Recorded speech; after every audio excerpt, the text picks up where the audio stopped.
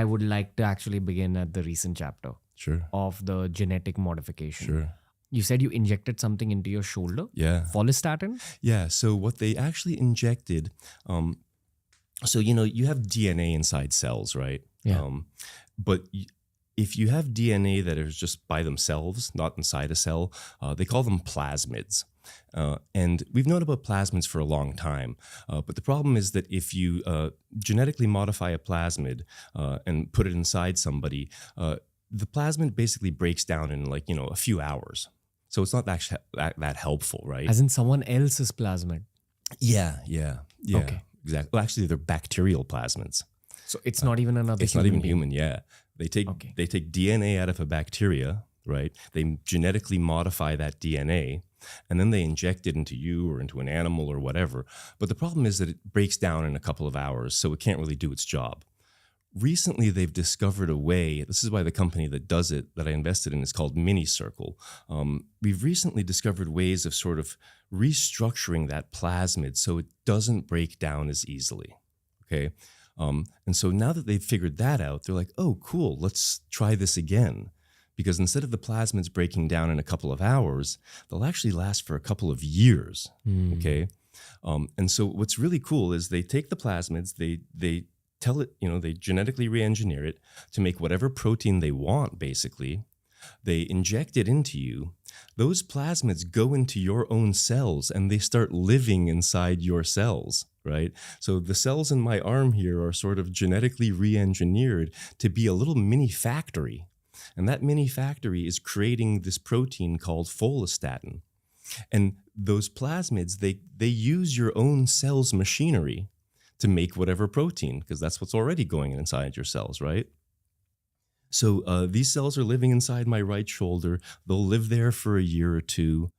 They'll use my own cell's machinery to create this protein called follistatin, and it's just pumping it into my blood 24 hours a day. So you can almost imagine it's like a little mini factory that's living inside you, working 24 hours a day. Gotcha. You know this phrase about how energy can neither be created nor destroyed, but only transformed from one form to another? Yeah. Effectively, in order to build muscle mass, traditionally speaking, you lift weights, you tear down your muscle a little bit due to your work in the gym, and then you eat the right food, which is high in protein. Now that food is broken down by your body and used to replenish your muscles. That's right. As you age, your body's ability to both go intense in the gym as well as utilize your food better starts degrading. This happens for guys usually at around 40. Yep. Fair to say? That's right. Okay.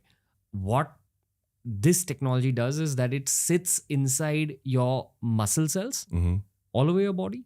Yeah, because I mean, it's pumped. It's starting here and it's getting pumped into your blood and it's going all over your body. Okay. Yeah. Including your neck, Everywhere. back. Yeah. It probably just utilizes the food you're eating better within that micro factory called a cell. Basically, yeah. With follistatin, so your body also produces something called myostatin. Myostatin breaks down muscle, okay? Follistatin's effect is actually to bind to the myostatin and keep it from breaking down muscle. Gotcha. So your body's always building muscle and always breaking down muscle. This kind of stops the breaking down part. So it's just building muscle. Right. So like, for example, I broke this finger about almost 2 months ago when I was in Italy. So I've not been working out that much. I actually put on muscle in the past 2 months that I haven't been working out because my body is just not breaking down muscle really because the follistatin is keeping the breakdown from happening. It's crazy. So let's go back to that personal experience you had Sure. about injecting your shoulder with follistatin. So, it's not actually, in fact, people do inject follistatin. So part of the reason they picked follistatin as the molecule to genetically engineer for is because bodybuilders have been injecting follistatin for decades. And so they know it's safe, okay? But the problem with follistatin is that it breaks down so quickly that even if you're injecting it 3 times a day, you're not getting that much benefit from it because it just breaks down like that. So what they did here is instead of injecting you with follistatin, they genetically engineer this DNA to make follistatin. And then they put that DNA inside you, and your body's just making follistatin 24 hours a day. Right. Do you think this would be allowed for professional athletes? Because then professional athletes, no, right? Yeah. It would be considered performance enhancing. Is it officially considered performance enhancing? I think probably, yeah. And you can't do genetic modifications yet, I don't think. But, but in the enhanced games, Peter Thiel started the enhanced games where you can do whatever you want. Okay. It's like Olympics with no rules. Right. Wow. And the thing is, people are going to start watching the enhanced games, and they're going to be more entertaining than the Olympics. And, you're going to just be like, forget about the Olympics. I'm watching the enhanced game. That guy just ran 100 meters in 5 seconds, and there's healthy ways to do these things, and anyways, they're all juicing. They're just figuring out ways to hide it, right? Lance Armstrong, greatest cyclist of all time. Turns out the guy was just juicing the whole time, Hopefully we don't learn that about Michael Phelps, because, the guy's got like 25 gold medals, and hopefully he did it, honestly. But yeah, that's the other cool thing with this technology for the gene therapy is you could imagine using it almost as a form of drugs, right? So they think they can use this same technology to basically cure HIV, cure herpes, because they will basically tell it to make a certain type of protein. They'll inject you with that, and your body will almost be creating its own drugs internally 24 hours a day. So instead of having to take a pill, your body's making its own drugs. Gotcha. What's in that injection tube? Crazy thing about it is it's literally one shot. It's like getting any other shot. Doesn't really hurt. Takes 2 seconds, right? Did it hurt at all? No. Okay, go on. It was literally goes boop and you're done. And it's basically just those plasmids, those naked strands of DNA that have been genetically re-engineered. They go into here. They work their way inside your own cells, and they live inside your cells, and they use your cells to make this protein.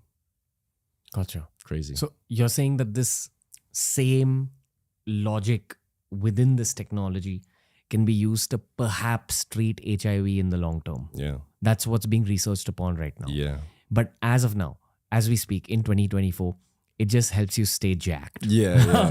And hopefully before the end of 2024, it might make me a little bit smarter. Yeah? Because the next one is called, like I said, it was called Clotho, and they think that could increase your IQ level by 5 to 10 points. How do you think that works? So again, Clotho is a molecule, is a protein your body is already creating. And the reason they think that it could increase your IQ is because what they see is that people with high levels of natural Clotho tend to have a higher IQ. And so they're kind of being like, oh, okay, well, if we make your body just make Clotho all the time, maybe that'll increase your IQ. They're not sure yet because they haven't done it on anybody yet. But that's the logic. You're willing to put your hand up? I hope I'm the first person in the world to get it, quite frankly, but hopefully I'll be one of the first 10. Does this scare you? It scares me not to do it. You're willing to modify your body to that degree? Yeah, because I already know what the other path is. Decay, death, misery. Right. And again, it's not like Clotho is something that doesn't exist in your body. Your body already is making it and using it. So you're adding some more of it. Could it do something bad? The other cool thing about this technology in particular is they can turn it off. It has a kill switch. They also genetically modify the bacteria that they put in you, the DNA. They don't put bacteria in you. They take the DNA out of the bacteria and they put the DNA in you. They modify it with a kill switch. So you can take a round of antibiotics and it turns it off. So again, when I was evaluating this, people think I take crazy risks. I'm very risk averse. When I broke this finger, I think I saw 6 different doctors about it before I figured out whether I should do surgery or not do surgery. Most people go see one doctor and just do whatever they say. I don't like that. I'm like, no, I need to get multiple opinions on this. I'm actually risk averse. So before I decided to do this, when I was in Honduras, I talked to Brian Johnson, because Brian Johnson did it too. He had 3 different genetics people look at it to evaluate the safety profile. He had one of the best geneticists in the world look at it. And when they said, okay, it seems like worst case scenario is it just doesn't work. It's going to be safe. Maybe it doesn't work, but it's not going to kill you. It's not going to harm you. And again, if there's something, if you do some blood work and find out something goes wrong, you take some antibiotics and it turns it off. So to me, that's not actually particularly risky relative to the risk of not doing things that help you. Or again, we already know you're going to grow old and die and be miserable, and it's not fun. If you don't mind me asking you this, how expensive was it? I think it's $25K. $25K USD? Yeah. Gotcha. Yeah. For one shot? For one shot. And it lasts you a couple of years? They think it lasts about 1 to 2 years is what we're seeing. Okay. Assuming that it lasts a year, that's roughly about $2K a month. Yeah. Right? Yeah. And in your eyes, that's worth it? In my eyes, it's worth it. Maybe I don't know that I would have done this if I was 20 years old. But I'm almost 50, so I don't want to get worse. And again, it's tough to reverse things. It's once you have pathology or disease, it's actually very difficult to reverse it, right? You want to catch things before you get the disease. Prevention is better than maintenance. Aubrey de Grey, who's one of my heroes in this space, he's kind of one of the great longevity thinkers. He puts it really well. So you have metabolism, right, which is all the different processes in your body. It's insanely complex. Tens of millions of different processes going on all the time. We may never understand it, okay? And then on the other side, you have pathology, which is disease. And basically, because your metabolism isn't perfect, eventually you get disease, right? You have cancerous cells floating around in you, but your body is killing them before they turn into a tumor, okay? But your metabolism isn't perfect. In a lot of cases, eventually your body starts losing the war. Its ability to fight the cancer is worse than the cancer's ability to grow, right? So imperfect metabolism leads to pathology, okay? But there's something in the middle. And what's in the middle is damage. Okay, so you're constantly accumulating damage, right? And while pathology is difficult to fix and metabolism is difficult to understand, we actually understand damage very well. And there aren't very many forms of damage that your body undergoes. So if we can figure out therapies for those types of damage, we don't need you to have perfect metabolism. You'll never get the pathology because we're fixing it all the time. One way he puts it is like, do you know why there's no 200-year-old cars? Because cars haven't been around for 200 years. But there will be a 200-year-old car because cars are easy to maintain, right? And if you want your car to last 200 years, you got to change the oil. If something breaks, you fix it. You maintain the damage. You fix the damage as it's occurring a little bit at a time. And then it works forever. So sort of your body is an incredibly complicated machine, right? So if we can fix the damage as it's happening, then you don't get the disease. Have you ever spoken to Brian Johnson about how long the two of you wish to live? That's a good question. A few months ago, I sent him a calendar invite for New Year's Eve in 300 years to have some breakfast together.